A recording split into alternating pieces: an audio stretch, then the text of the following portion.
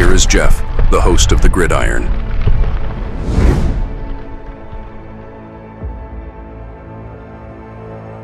Fourth and goal to go with the 2. 34 seconds left to go in the ball game. This is the play right now. Takes the snap. Targeted goes in. Targeted all alone. And the quarterback keeps. Wow, what a call. Nobody touched him.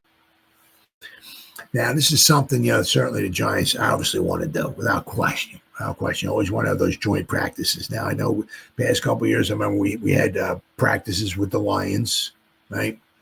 But this year, that's not going to be the case. Not going to be the case. But at least we are having them with the Jets. So we're having some type of joint practices, and it's always, some it's under control, for the most part. It doesn't mean there won't be a brawl or two.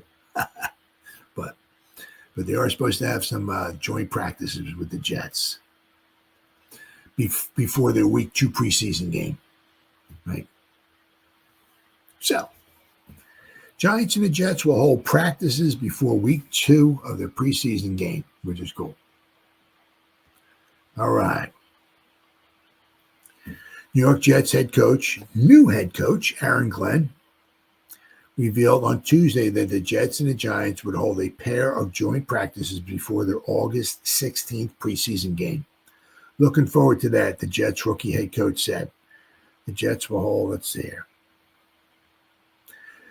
Giants coach Brian Daboll said that at the start of OTAs that the Giants were working through organizing joint practices and would have an announcement in due time. Now, Daboll won't have to make an announcement.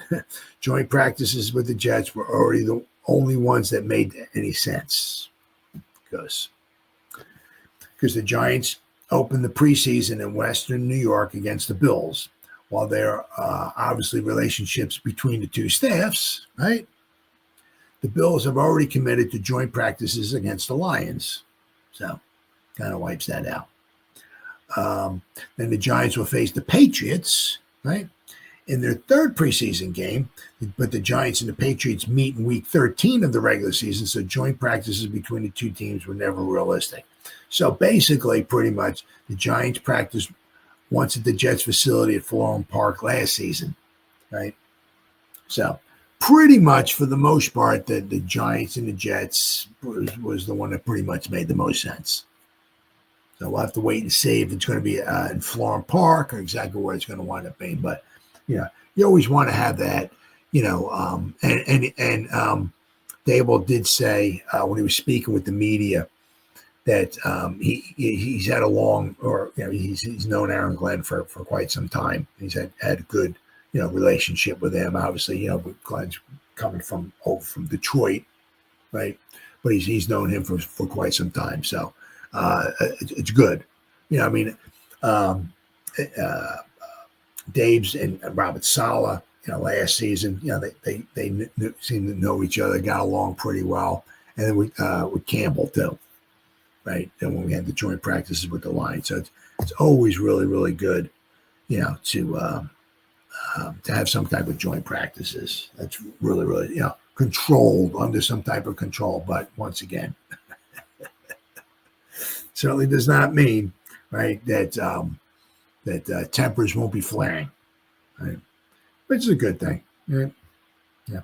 The biggest thing is that what you hate to do is that I think it was who was it? I think it was Burnsy when they had their fight at the OTAs with Hudson and Kayvon were going at it. I think it was Illuminor and Burnsy were going at it. I think it was, or Burns. I think it was Burns and Hudson and Kayvon and Illuminor they were going at it. And then, of course, like a melee ensued. So it's not so much that. It's a bonding kind of thing. You know what I mean? So you got the offense and the defense, bond and all that and everything. But the thing is that the probably the worst thing, really nobody's going to get, unless you start throwing punches and you try to hit somebody upside the head and you want to break in your bones in your hand or something like that. But for the most part, not really anybody gets injured. But the biggest thing is you wind up missing time. You miss, if it takes 5 minutes out of, right? you got to separate them and all of that, and you're missing time. I mean, there's some plays that could be getting called. So that's a vital, and of course at the end, I'm not sure if it was at the end or if it was just after it happened, Daboll, had to talk to everybody.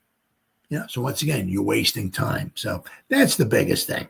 It's not so much the fight or like I said, they're missing valuable time. And with these OTAs, I mean, you're only allowed so much. It's not like, well, we had a fight, so we're allowed another 10 minutes of no, you're not. What I mean? Well, it's OTAs, but we can, we can do some jamming at the line. No, you can't. Because most guys may not say anything, right? Some guys might even like that or something like, some a little contact or something like that. But if you get one guy, all it takes is one guy to pick the phone up and call the NFL office. Yeah, how you doing? I don't know if you got to give his name or it could be, doesn't have to tell what his name is, but we've had contact here. Yeah, we got guys jamming the wide receivers at the line of scrimmage. Oh, we got tackling going on there. Oh yeah, we ran screens and a couple of the offensive linemen cut the defensive lineman's legs out. Oh yeah, we got contact. That's so. There's only so much you're allowed to do, and you're only allowed so much time, right? Because if you go an extra 10, 15 minutes, all it does is take one person, pick the phone up. As I said, they can be anonymous or whatever, but that's all it takes is one person.